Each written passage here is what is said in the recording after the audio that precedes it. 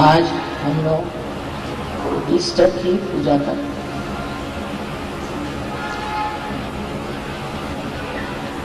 आज सजुड़ियों के लिए एक महत्वपूर्ण दिन है, क्योंकि ईसा मसीह ने दिखा दिया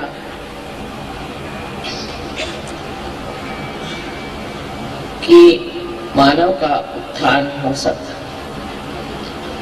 और उस उत्थान के लिए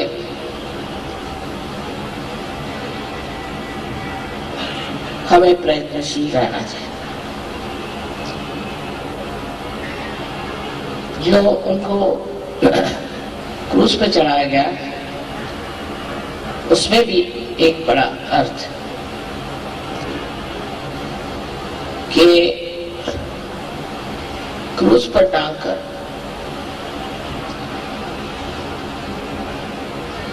उनकी हत्या की गई और क्रूस आज्ञा चक्र पे एक स्वस्तिक का ही स्वरूप है, उसी पर टांग करके और ईसा मसीह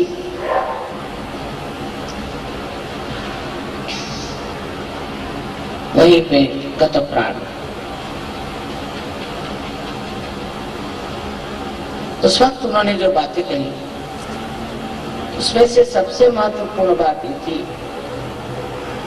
कि उन्होंने कहा कि माँ का इंतजार, माँ की ओर नजर करो। उसका अर्थ कोई कुछ भी लिखा है और दिखाई देता है कि उन्होंने ये बात कही कि मैं तुम्हारे लिए एक ऐसी शक्ति भेजूंगा जिसके 3 अंगों त्रिगुणात्मक और उसका वर्णन बहुत सुंदरता से किया है कि एक शक्ति होगी वो आपको आराम देगी। आराम देने वाली शक्ति हमारे अंदर जो है वो है महाकाल की शक्ति, जिससे हमें आराम मिलता है, जिससे हमारी बीमारियां ठीक होती हैं, जिससे अनेक प्रश्न जो हमारे भूतकाल के हैं वो सही हो जाते हैं। दूसरी शक्ति उन्होंने दी थी, जो भेजी उन्होंने, वो थी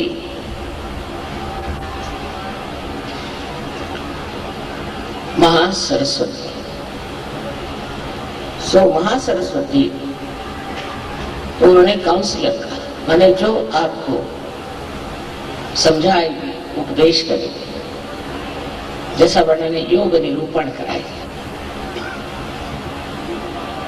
यह दूसरी शक्ति से जिससे हम ज्ञान, सूक्ष्म ज्ञान को प्राप्त हो। और तीसरी शक्ति महालक्ष्मी की, जिससे कि हम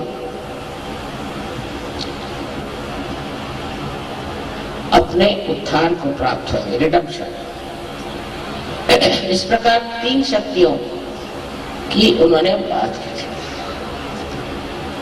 और बुद्ध ने भी कहा था कि मैं तुम्हें मात्रया भेजूं, माने 3 तरह की माँ, 3 तरह की माता या माताएं एकत्रित आई, मात्रया। लोगों को समझा मात्रया क्या होता है, मैत्रेया करते हैं। ये जो मात्रया थी ये एक साथ आदिशक्ति नहीं हो सकती, और आदिशक्ति को उन्होंने कहा तो जरूर होगा कि प्राइमोर्डियल मदर, लेकिन जिन्होंने बाइबल को ठीक किया उन्होंने उसको होली घोस्ट बना दिया। और उसके जगह एक कबूतर बना दिया।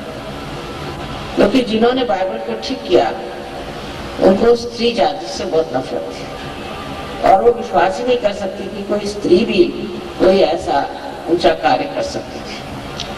उस नफरत के कारण उन्होंने उसका रूप अजीब सा बना दिया, होली घोस्ट। और दूसरी बात कही कि वो एक कबूतर, कबूतर का मतलब है कि वो एक शांति की दूत हो। लेकिन स्त्री की बात ही नहीं कि वो कोई स्त्री होगी या नारी होगी। और अपने शास्त्रों में कहा गया है कि संस्था ने महामाया, तो वो महामाया स्वरूप होंगी, लोग उन्हें पहचान नहीं पाए। पहचानने के लिए भी आपको आत्म साक्षात्कार लेना पड़ेगा। अगर आपने आत्म साक्षात्कार नहीं लिया तो आप पहचान ही नहीं सकते।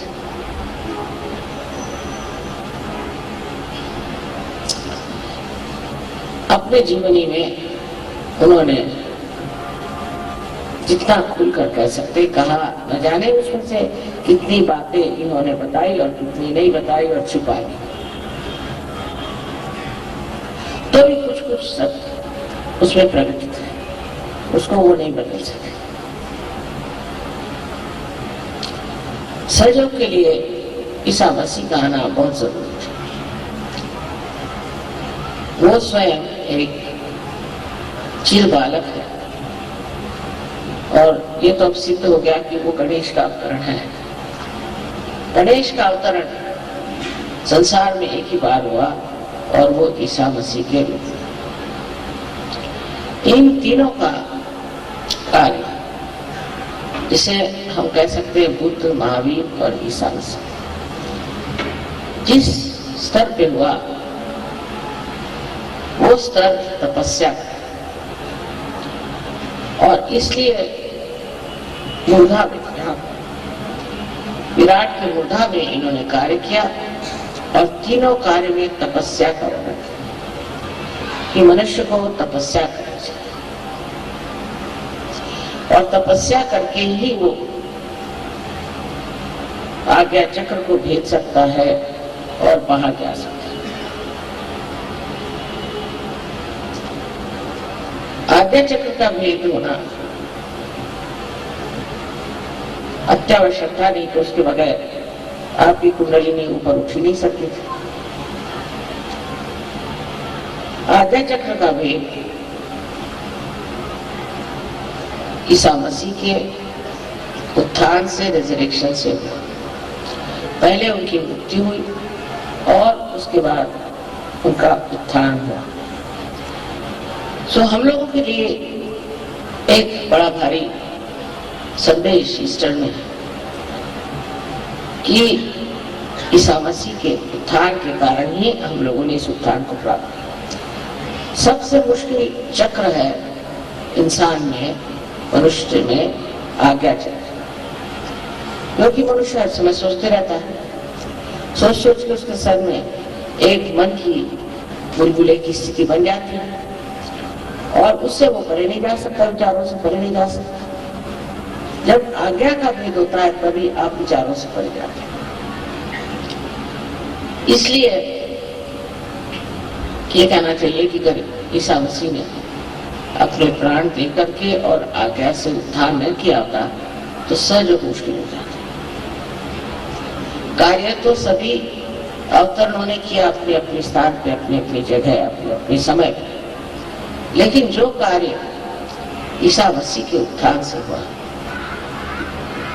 ये बहुत ही कमाल की चीज थी। इसीलिए आज्ञा का खोलना कोई मुश्किल चीज नहीं, आज्ञा से ऊपर उठाना कोई मुश्किल चीज नहीं। जितने गुरु हो गए, बड़े बड़े महान गुरु, उन्होंने बहुत कार्य करे, उन्होंने बहुत कुछ ऐसी बातें करी जिसके कारण लोगों में जागृति हुई, धर्म के और रुचि हुई और आत्म साक्षात्कार की ओर ध्यान आकर्षित हुआ।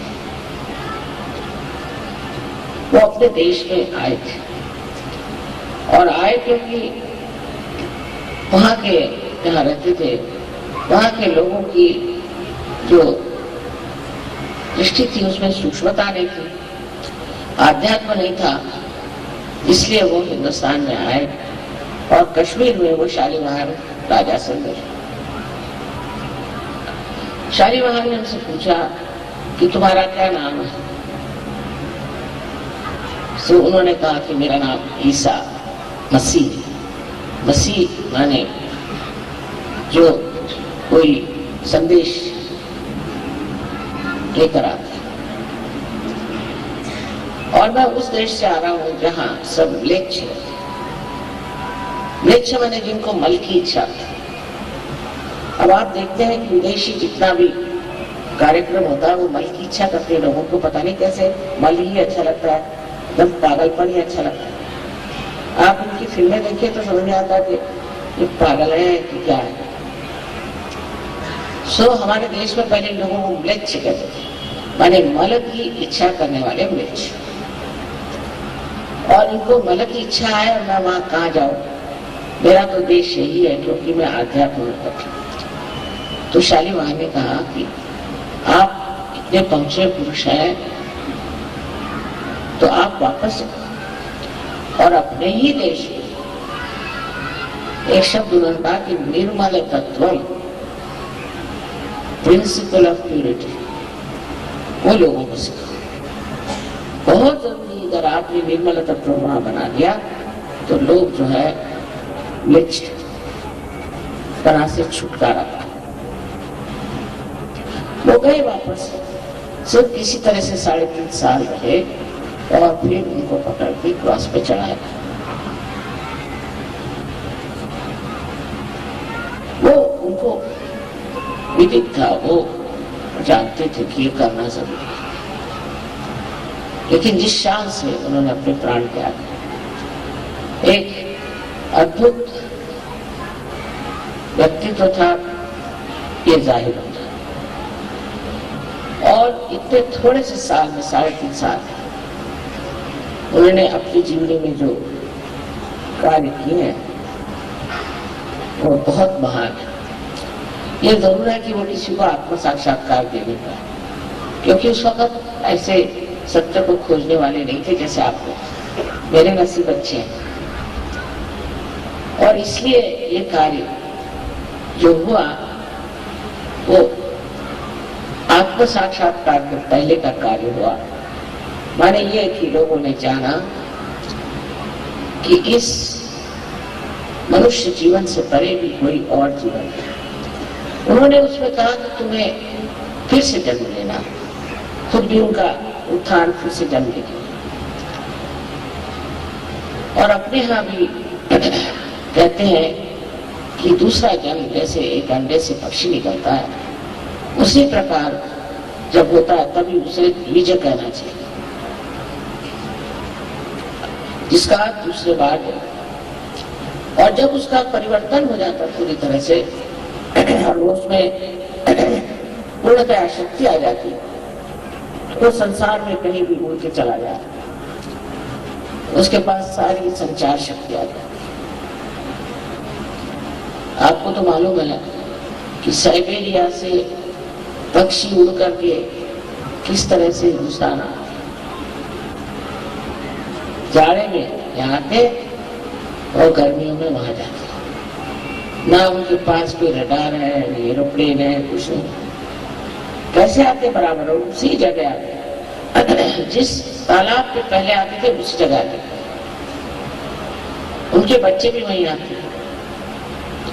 एक बार इन्होंने प्रयोग किया, एक्सपेरिमेंट किया कि कुछ बच्चों को छुपा, तो उन्होंने खोज निकाला अपने बच्चों को, लेकिन कुछ बच्चों को खोजा भी नहीं था, वो उड़ के बराबर चले आए सीधे हिंदुस्तान। उनका कोई अगुवा नहीं था, उनको कोई बताने वाला नहीं था, वो आ गए ठीक से। इसे कहते हैं कि परमात्मा ने सारी व्यवस्था सारे संसार में इतनी सुंदर कर दी। वो किस लिए कि हम अपने रिजरेक्शन को प्राप्त करें। मैं तो इसको ब्लॉसम टाइम कहती हूँ। इतने लोग आज आप यहाँ बैठे हैं, ऐसे ईसा मसीह के सामने कहा थे, और इससे हजारों में और जगह लोग हैं। देख करके बड़ा आश्चर्य होता है कि ईसा मसीह के सामने ये सब लोग नहीं थे, और नहीं कोई जानता था कि आत्म साक्षात्कार क्या है और आत्म साक्षात्कार प्राप्त करना क्यों जरूरी है। आज भी अपने देश में भी ऐसे हैं अन्य लोग, वो नहीं समझते इस बात। पर हमारे यहाँ जो महान गुरु हो गए, उनकी वजह से एक बड़ी भारी समस्या दूर हो गई है कि लोगों को इसके बारे में मालूम। सब जानते हैं कि हमें दूसरा जन्म लेना है, अपने को पहचानना है। सारे ही इतने सूफी लोग हैं यही बात कहते हैं। इतना ही नहीं, पर जो कुछ भी शास्त्र लिखे गए, कोई से भी धर्म है, उसमें भी यही बात कहते हैं। आज का दिन इसलिए हमें मुबारक है कि आज तो बंगाल का नया साल है, और इसीलिए इसके पुनरुत्थान की भी बात हो सकती है। ये पुनरुत्थान आज बंगाल में हम लोगों ने जो मनाया है, इसका जरूर फायदा बंगाल में होगा।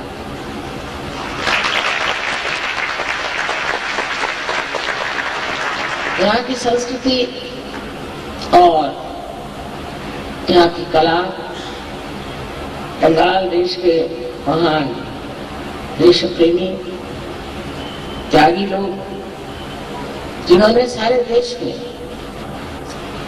सबको एक बड़े ऊंचे स्तर पर पहुंचाया था, आज भी कहां से काम लेकर चले जा रहे हैं। विदेशी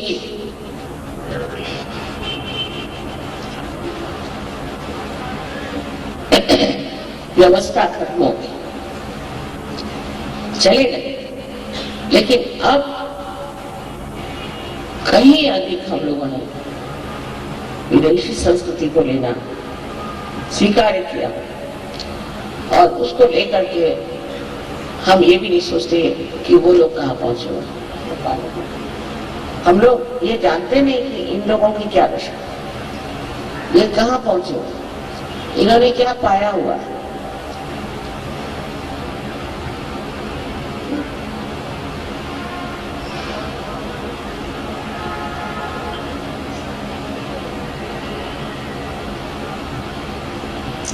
बहुत से ईसाई लोग तो ऐसा सोचते हैं कि ईसा मसीह इंग्लैंड में पैदा हुए थे और उनके लिए धोती पहनना माने हिंदू बनना है। इस प्रकार की विचित्र कल्पनाएं हमारे सर में बैठ गई हैं, और हम सोचते हैं कि अंग्रेजियत लेने से हम लोग ईसा मसीह को बहुत नजदीक से देख सकें। जिनको उन्होंने वेद छिपा, उन्हीं को हम लोग आदर से देखते हैं।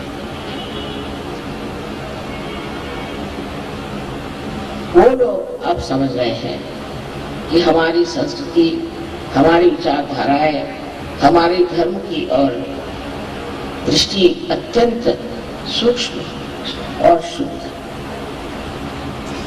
और यहाँ के लोग बहुत जल्दी सहयोग को प्राप्त कर सकते हैं। तो आपने देख लिया, लेकिन सहयोग को चाहिए कि आपस में पूर्णतया मेल मुलाकात है, और ये जो उत्थान का संदेश है वो हर जगह पहुंचाए, क्योंकि आज आपका देश जिस दशा में है, उसकी दशा परिवर्तन के सिवाय ठीक हो ही नहीं सकती, आध्यात्म के सिवाय ठीक हो नहीं सकती है। आप कुछ भी कर लिए, आकाश में टेबल लगाने से हो नहीं सकता। इसी प्रकार कोशिश ये करनी चाहिए कि एक एक आदमी को सोचना चाहिए कि हम कितने लोगों को सहयोग के बारे में बताते हैं और हम कितने लोगों को सहयोग देते। ईसा मसीह बिल्कुल अकेले थे, उनके साथ कोई भी नहीं था, और सिर्फ 12 उनके शिष्य थे। उसमें से भी कुछ आधे अधूरे, कोई ऐसे वैसे थे। उस पर भी उन्होंने बड़ी मेहनत करी और एक बड़ा भारी संदेश अपने उत्थान से, जीवन से देते।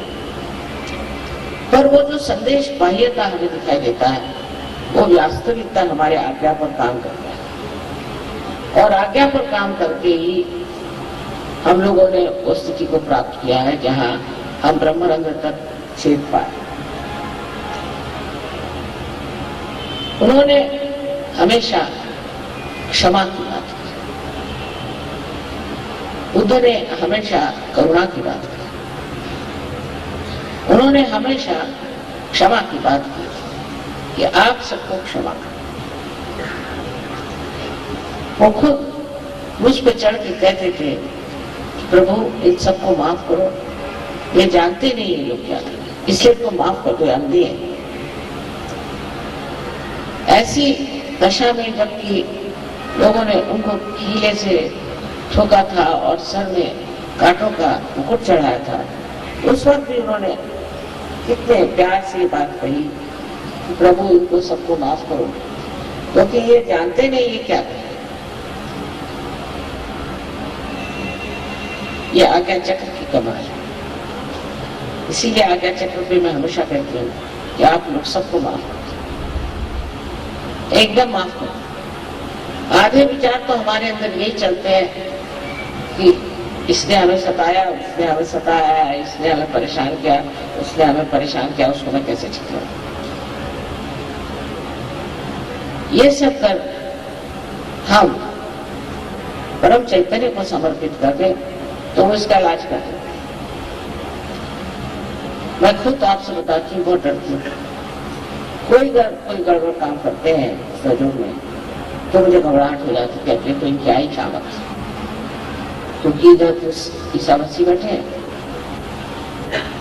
उधर गणेश जी बैठे हैं और हनुमान और भैरवनाथ, इन चार के चक्कर से छूट नहीं पाए। कोई जरा सी गड़बड़ करता है, पैसे में गड़बड़ करे, काम में गड़बड़ करे, तो मैं बस संभालती रहती हूँ उसको, बाबा इस पे कोई आफत ना चाहिए। क्योंकि जब आप पवित्र चीज में आ गए, देखिए यहाँ एक सफेद चादर, इस सफेद चादर में कोई भी दाग पड़ जाए तो फौरन दिखाई देगा। इसी प्रकार आपको एकदम निर्मल करती है, और आपके अंदर जब कोई दाग दिखाई तो वो फौरन पकड़ लेंगे और आपको ठीक करने के लिए न जाने कि आपको सजा दें। ये बड़ी मुश्किल है। हालांकि अपने समय तो उन्होंने अपने प्राण दे दिए, लेकिन हमारे बारे में उन्होंने ये कहा है कि हमारे लिए चाहे आप जो भी करें, लेकिन आदिशक्ति के बारे में अगर कुछ करिएगा तो मुझसे बुरा नहीं होगा। और मैं देख रही हूँ करके बहुत गड़बड़ है, वो नहीं सहन कर सकते। अगर आपने मुझे माँ माना है तो मैं उसका मान रहा, और जब लोग सताते भी हैं तो मैं कहती हूँ उन्होंने एक बार मुझे मारना कोई हर्ज नहीं, लेकिन ये लोग नहीं इसको समझते। इसलिए आज याद रखना चाहिए कि हमारा जो उत्थान हुआ है, अर्थात या आपकी पूर्व जन्म की बहुत बड़ी साधना, पूर्व जन्म की बहुत बड़ी मेहनत, श्रद्धा, उसे के फलस्वरूप हो, तो भी इस जन्म में जब आपको ये विशेष आशीर्वाद मिला हुआ है, बहुत ही अप्रतिम, जो कि लोग सोचते कभी हो ही नहीं सकता, ये जो आपने प्राप्त किया है, इसमें आपको एक ख्याल रखना चाहिए कि आप कोई गलत काम न करें, कोई सा भी गलत काम न करें, क्योंकि वो गलत काम करने से आपकी जो निर्मलता है वो एकदम पकड़ में आ गई। मैं आपको डरा नहीं रही हूँ, पर वास्तविकता बताए कि जो भी करो वो अत्यंत प्रेम से उसका आनंद उठाते हुए। हो सकता है कि आपको कोई परेशान करे, कोई बात नहीं, कितनी देर परेशान करेगा, जिसने परेशान किया उसका ठिकाना हो जाता है। इसलिए आप किसी भी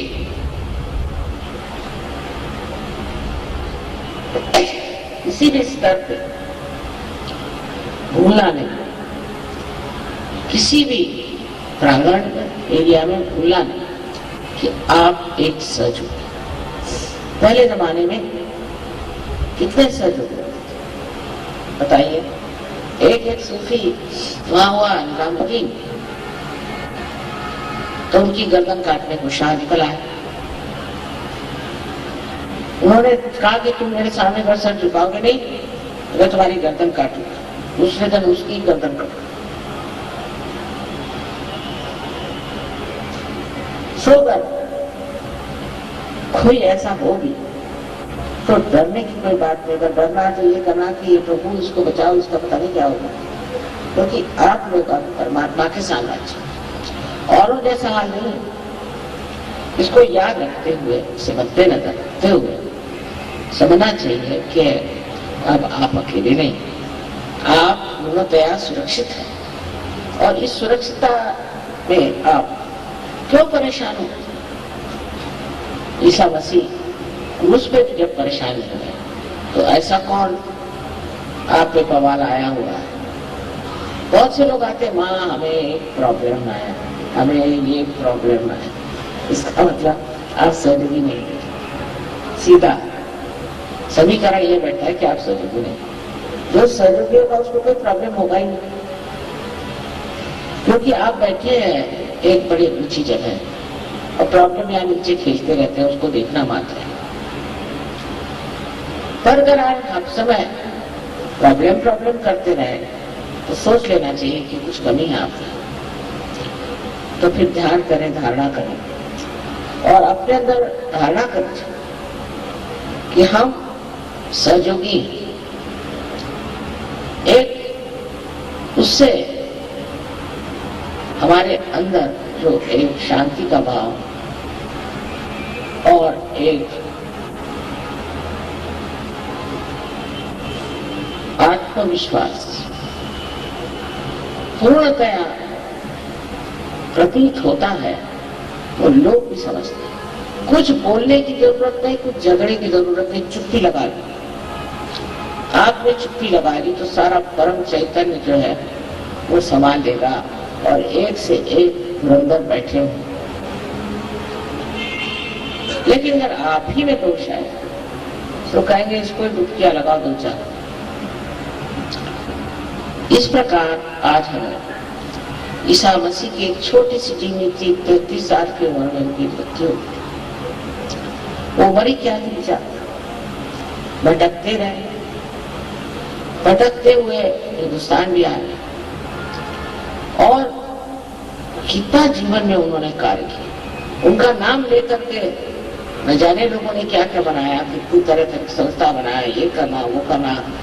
झूठ है सर, गड़बड़ है, पर कितना उन्होंने कहा।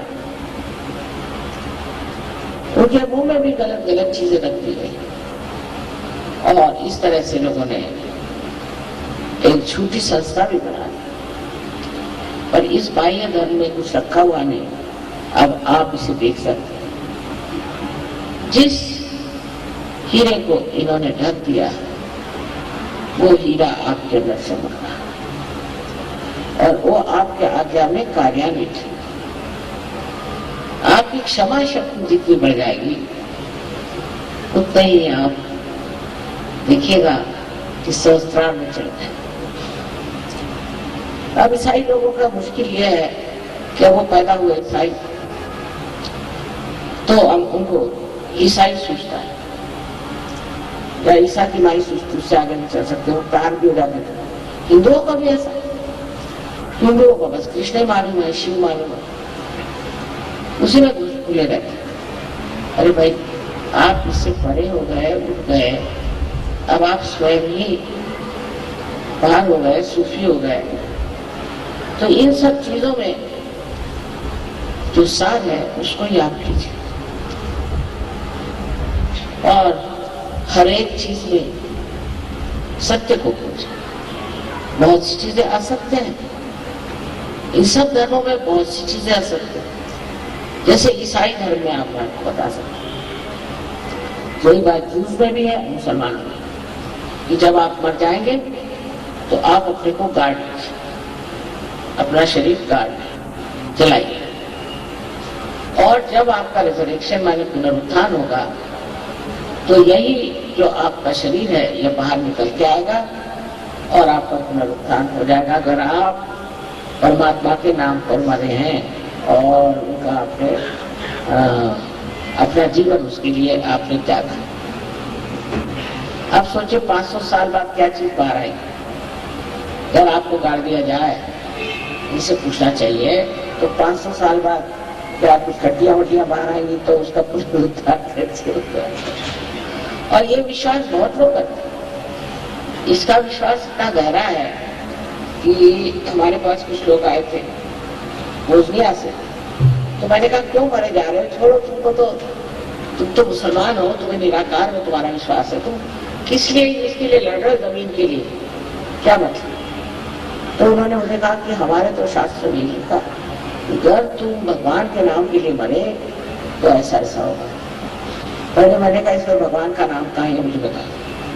फिर दूसरी बात ये बताओ कि तुम कर मर गए और 500 साल बाद अगर हुआ रिजरेक्शन तो अंदर से क्या निकलेगा? उल्टे कब्रों में जा जा करके सारी जमीन तुम मिले थे और उसमें भूत बनते रहते। उस मामले में मैं कहती हूँ कि अपने शास्त्र कि मरने के बाद आत्मा जो है वो निकल जाता है और जो जीवात्मा है वो फिर से जन्म लेता है।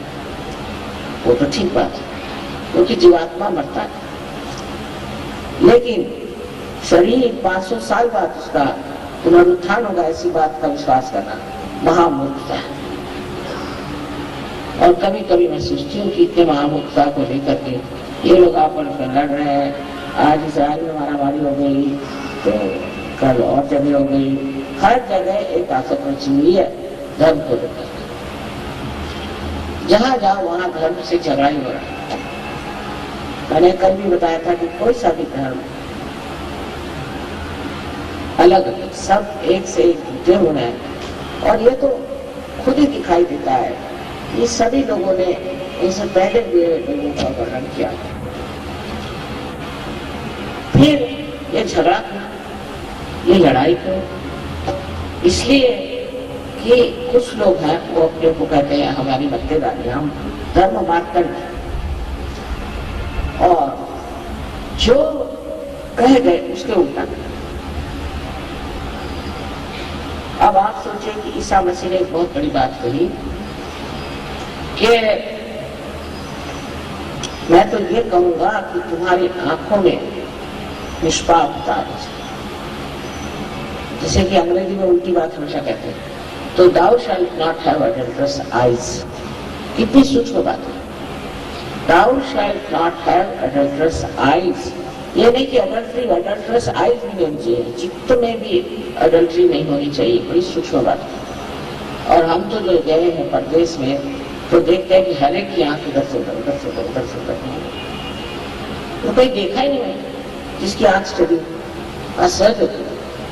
सहयोग से पहले इधर आंख घूम रही, उधर आंख घूम रही, कोई आदमी को देख रहा है, कोई औरतों को देख रहा है, किसी चल रहा है,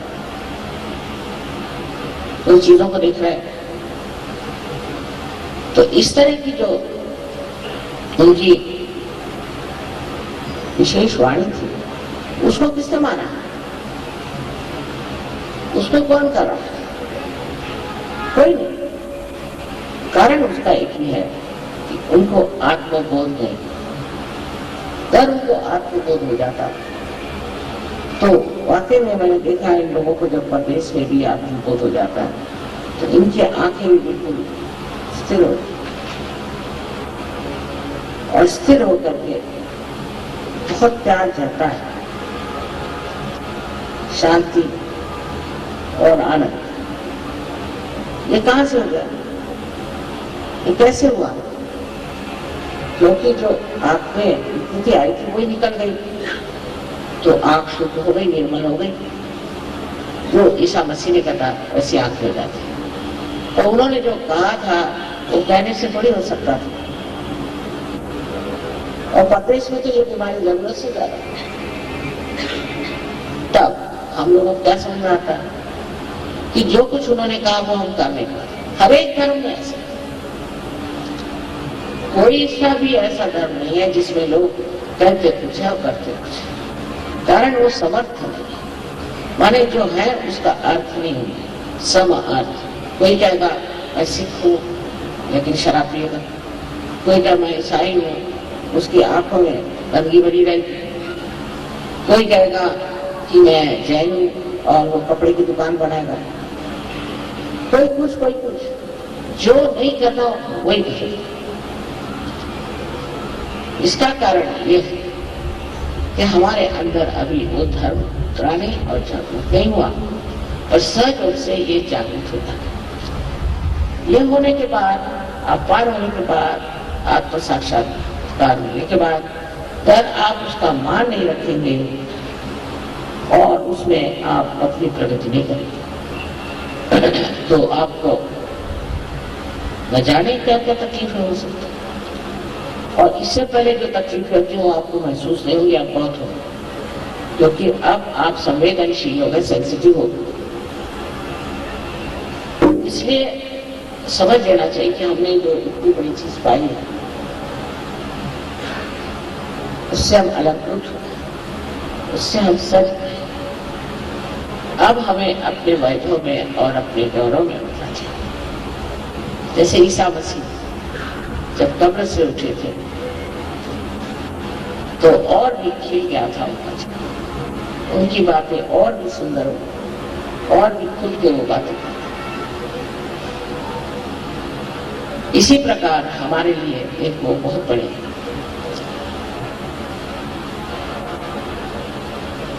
सहयोगी है, लेकिन उन्होंने प्राप्ति किया होता, प्राप्त करके आए थे और आपके लिए उन्होंने अपने प्राण त्यागे कि आपका आज्ञा कुछ। सो अहंकार आदि जो व्याधियां हैं उससे दूर रहना चाहिए। अहंकार जब आपका अंदर चढ़ जाए तो आप कुछ भी हो सकते हैं, आप हिटलर भी हो सकते हैं।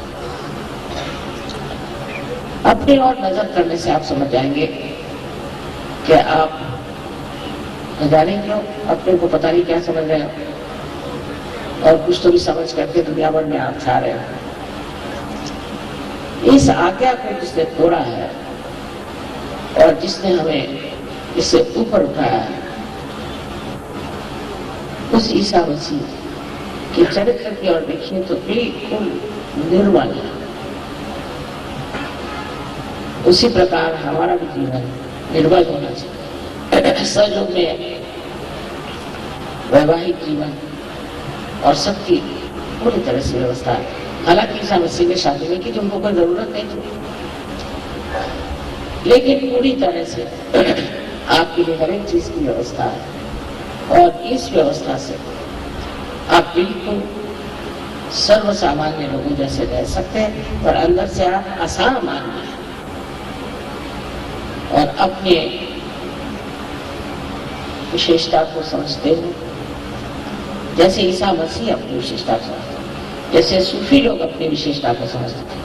अकेले अकेले उन्होंने दुनिया से लड़ाई की और दुनिया में इतना कार्य किया, तो आपके तो इतने भाई बहन सारी दुनिया में चले, तो कितना आपके अंदर आत्मविश्वास होना चाहिए। आप अकेले नहीं हैं, सब लोग एक ही बात कहते हैं, सबको एक ही चीज प्राप्त होती है। और जब आप इस चीज को पाते हैं तो इसका महत्व समझना चाहिए। इससे अनमोल और कुछ नहीं। हालांकि मैं बहुत खुश हूँ, कलकत्ते में इतना कार्य हो गया, ये सहयोगी हो गए और इतना आपसी प्रेम है, कोई झगड़ा नहीं, कोई फूट नहीं, ये बहुत बड़ी बात है। और मैं इस मामले में ये सोचती हूँ कि कुछ तो भी देवी की यहाँ कृपा है कि लोग इस तरह से सहज को प्राप्त करके उसमें उतर, जैसे आदमी कार्य कर रहे हैं ऐसा औरतों को भी करना चाहिए। और जब सब तरफ से सहयोग फैल जाएगा तब आप देखना कि बंगाल देश इतने सुंदर स्वरूप में होते। आप सबको मेरा नमस्कार।